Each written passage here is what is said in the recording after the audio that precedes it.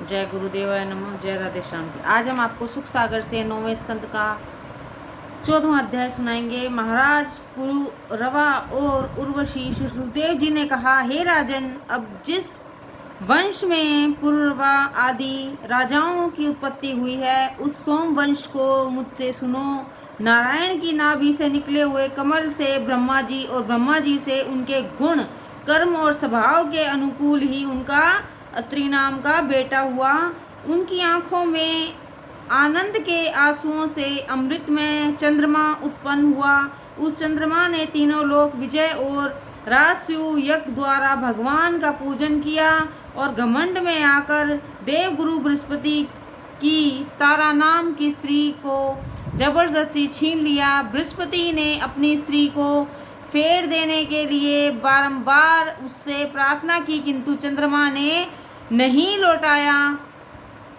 उस तारा के कारण महादेव देवासुर संग्राम हुआ। बृहस्पति से शत्रुता होने के कारण शुक्राचार्य जी दानवों के साथ चंद्रमा के पक्षपाती बने और भगवान शंकर तथा बृहस्पति दोनों अंगिरा ऋषि के वहाँ एक साथ विद्या पढ़े थे। इससे गुरु भाई का ख्याल कर शिव भगवान बृहस्पति के पक्षपाती हुए।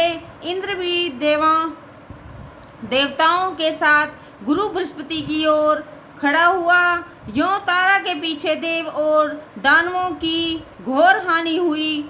दोनों पक्ष के अनेक लोग मारे गए, फिर भी चंद्रमा ने तारा को नहीं लौटाया। बृहस्पति ने सारा हाल ब्रह्मा जी को कहा।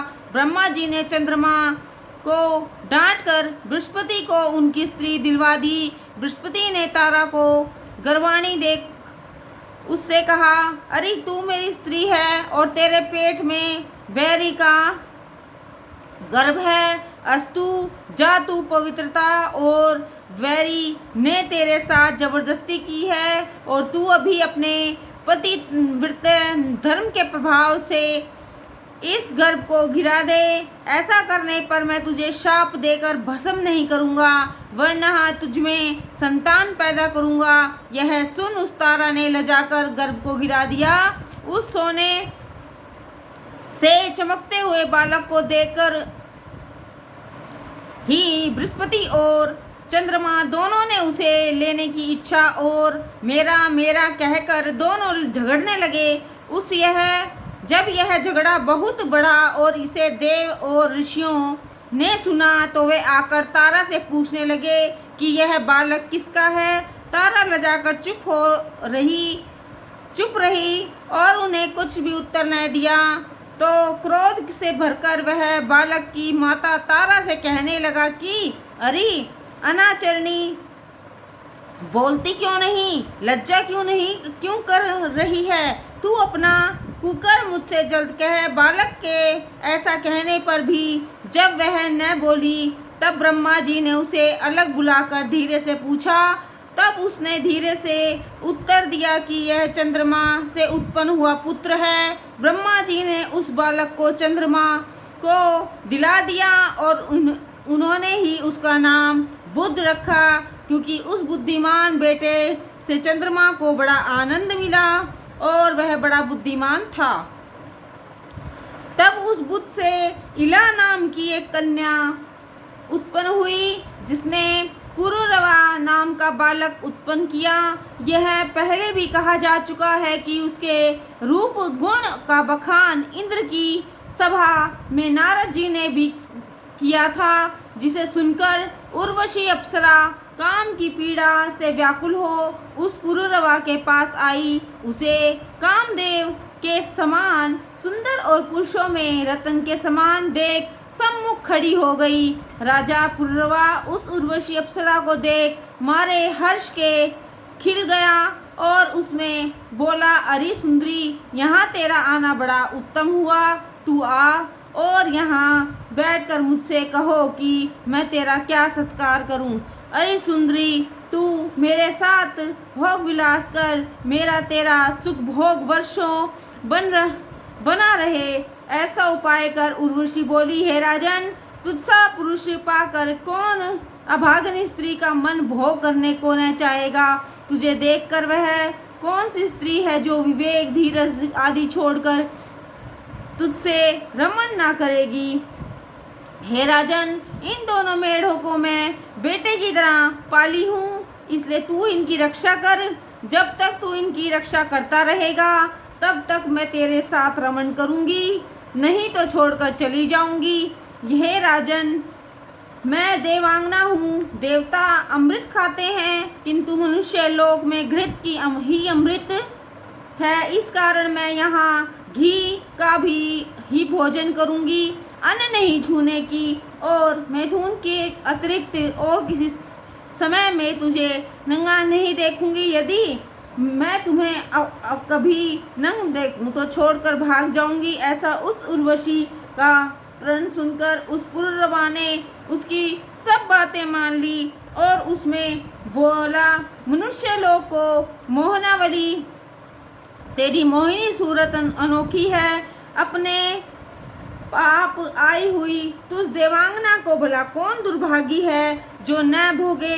ऐसा उसके मुंह से सुनते ही वह उर्वशी रति के लिए उत्सुक हुई। तब राजा पुररवा उसके साथ नंदन बन के जाकर करने लगा। यों उन दोनों ने बहुत काल तक विहार किया। एक दिन इंद्र स्वर्ग में उर्वशी को न देखकर उसके बिना अपना स्थान सूना पाकर उसे लेने के लिए गंधर्वों को भेजा। वे गंधर्व आधी रात को वहां आए जहां उर्वशी ने पुररवा विहार कर रहे थे। वे गंधर्व पुररवा के पास रखे हुए दोनों मेढ़े उठाकर ले भागे। मेढ़ों का मैं शब्द सुन उर्वशी राजा पुररवा को छोड़कर उन गंधर्वों के पीछे चली और चलते चलते पुररवा से बोली, अरे नपुंसक, तू निरकायर है, तू अपने को वृथा वीर मानता है। अरे तेरे सामने से मेरे पुत्र की तरह पाले हुए दोनों मेढ़े चुरा ले गए, किंतु तूने उनकी खबर तक न ली। तुझ पर विश्वास करके ही मैं उन्हें तुम्हें सौंपी, सो मेरी यह धरोहर तेरे विश्वास पर खो गई। तू दिन का मर्द है, रात का स्त्री, तभी तो तू रात में स्त्रियों की तरह बेसुध सोता है। यदि मैं जानती कि तू ऐसा नपुंसक है तो क्यों अपने बच्चों को तुझे सौंपती, तेरे भरोसे पर मैं रह गई। उर्वशी का वचन राजा पुररवा को वैसे ही जान पड़ा जैसे अंकुश का नोक हाथी को। आज वह राजा पुररवा उर्वशी के ऐसे वचन सुनते ही क्रोध में भर नंगा ही उठ खड़ा हुआ और नाड़ी तलवार निकाल गंधर्वों के पीछे दौड़ा। गंधर्वों ने अपने पीछे आते हुए मेढ़ों को वहीं छोड़ दिया और आप बिजली की तरह चमककर प्रकाश करने लगे। इधर मेढ़ों को लिए आते हुए अपने पति को उर्वशी ने देखा। फिर तो वह अपने प्राण मन के स्मरण कर तुरंत ही वहां से चली गई। इधर पलंगों पर उर्वशी को न देखकर राजा पुररवा को बड़ा कष्ट हुआ और अब मुझे उर्वशी मिलेगी ऐसा विचार कर पागलों की तरह इधर उधर घूमने लगा। इस प्रकार पृथ्वी पर विचरते हुए एक दिन उसने सरस्वती नदी के तट पर 50 स्त्रियों के साथ उर्वशी को देखा और देखकर कहने लगा, अरे सुंदरी, तूने मेरे इस सुंदर देह को दूर फेंक दिया है। यदि अब इस पर तेरी कृपा न हुई तो यह यहीं निष्प्राण हो गिर पड़ेगा और इसे गिद्ध कौवे नोच खाएंगे। इसलिए अब मुझ पर तू दया कर। यह सुन उर्वशी बोली, हे राजन, तू पुरुष होकर स्त्री के लिए प्राण छोड़ता है, ऐसा न कर, तुझे धीरज धरना चाहिए। अरे स्त्रियों की मृतता भी कहीं स्थिर होती है। जैसे भेड़िए का दिल बड़ा क्रूर होता है, वैसे ही स्त्रियों का भी। स्त्रियां क्रूर स्वभाव की, दया रहित और क्षमाहीन होती हैं, केवल अपने मतलब के लिए साहसिक होती हैं। जब जरा सा काम के लिए ही ये अपने विश्वासी पति और भाई आदि को मार डालती हैं और औरों के बारे में तो कहना ही क्या है। ये स्त्रियां अज्ञानियों में ही कपट विश्वास जमाती हैं और प्रेमहीन होकर व्यभिचार के लिए नए नए पतियों को खोजती फिरती हैं। जहाँ तक बार बार एक हिस्से मिली तहाँ इन्हें दूसरे की तलाश करनी पड़ती है। इस कारण तू मेरी प्रीत छोड़ दे। जब उर्वशी का ऐसा समझाने पर भी राजा पुररवा को धीरज न हुआ, तब उर्वशी बोली, हे राजन, धैर्य धारण करो। राजा, आज से 1 वर्ष बाद तू फिर मुझे यहीं मिलेगा और मुझसे तेरा संतान तुझे मिलेगा। उर्वशी की बातों से राजा जान गया कि यह गर्भाणी है। वह अपने नगर को लौट गया। 1 वर्ष बीतने पर राजा कुरुक्षेत्र में आया और वहां पुत्र सहित आई हुई उर्वशी को देख रात्रि भर उसके साथ निवास किया। दूसरे दिन जाते समय उर्वशी ने कहा, तू गंधर्वों की स्तुति करके उन्हें प्रसन्न कर ले तो वे मुझको तुझे देवेंगे। यह सुन राजा ने गंधर्वों की स्तुति की। तब गंधर्वों ने उसको एक अग्निस्थली देकर कहा कि इस अग्नि के द्वारा तू उर्वशी लोक में जाकर उर्वशी को पाएगा।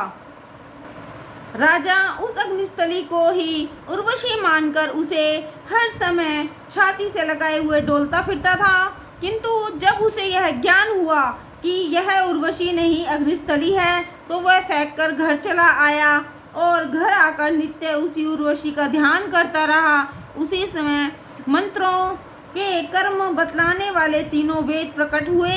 फिर राजा पुररवा जहाँ अग्निस्थली डाल आया था वहाँ गया। वहाँ एक शमी वृक्ष के पेट में पीपल के वृक्ष को देख तथा उसी में अग्नि है ऐसा मानकर उस पीपल के कांट की 2 आरनी बनाई और उर्वशी लोक पाने के लिए दोनों को रगड़ा। ऊपर की लकड़ी पुररवा, नीचे की उर्वशी, बीच में कांट को पुत्र मानकर अग्नि प्रकट करने वाले मंत्रों को पढ़ता हुआ उसे मथने लगा। ऐसे मंथन से जातवेदा नाम का अग्नि प्रकट हुआ। राजा ने उसे ही अपना पुत्र माना। फिर राजा ने उसी अग्नि से भगवान का यज्ञ किया। हे राजन, सतयुग में एक ऐसा ओंकार ही वेद था। नारायण वासुदेव ही एक देवता थे और लौकिक अग्नि और हंस वर्ण यह भी एक थे। फिर त्रेता में 3 वेद पुररवा से ही प्रकट हुए। सतयुग में सत्वगुण की प्रधान था। त्रेता में तीनों वेद के विभाग में से यज्ञ आदि कर्म प्रकट हुए। राजा पुररवा उसी अग्नि को पुत्र मानकर उसी के सहारे उर्वशी के लोक में जा पहुंचा। जय गुरुदेवाय नमः। जय राधे श्याम की।